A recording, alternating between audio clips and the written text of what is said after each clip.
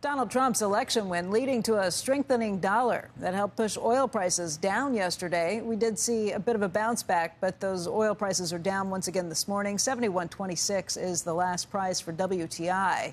Joining us right now on what a second Trump presidency could mean for the energy markets is Rebecca Babin, senior energy trader at CIBC Private Wealth. And Rebecca, we know that incoming President Trump has been very clear that he is going to remove some of the regulatory overhang, try and make it easier for these companies to drill for oil. I guess the question is, will the big oil companies actually commit capex to do it? So that's the question of the day, and I think the answer to that question is probably not. And the reason for that is essentially the energy industry has learned time and time again that getting over your skis, producing a large amount of oil in a time when you have a high degree of uncertainty about future demand results in lower energy equity prices. And they all want to avoid that. They've worked very hard over the last 4 years to rein in their balance sheets, reduce leverage, increase dividends, and they are not going to make that same mistake twice.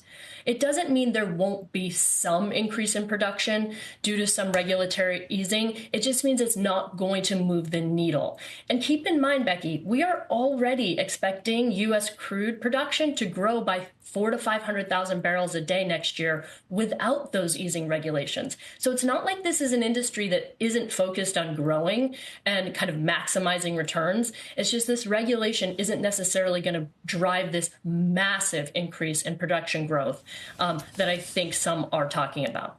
Rebecca, we're almost out of time, but what is the price point where it no longer makes sense for them to produce? What's the break-even point for many of these big companies? Yeah, so the break-even point varies, but on average, it's in the mid-50s for U.S. shale production.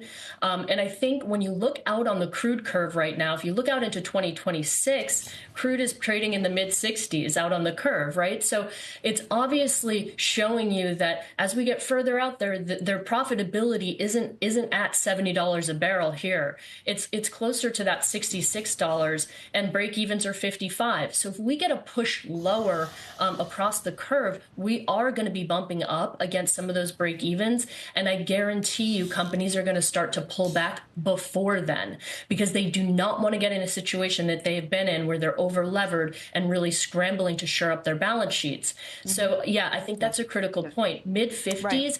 A dramatic decrease in U.S. production.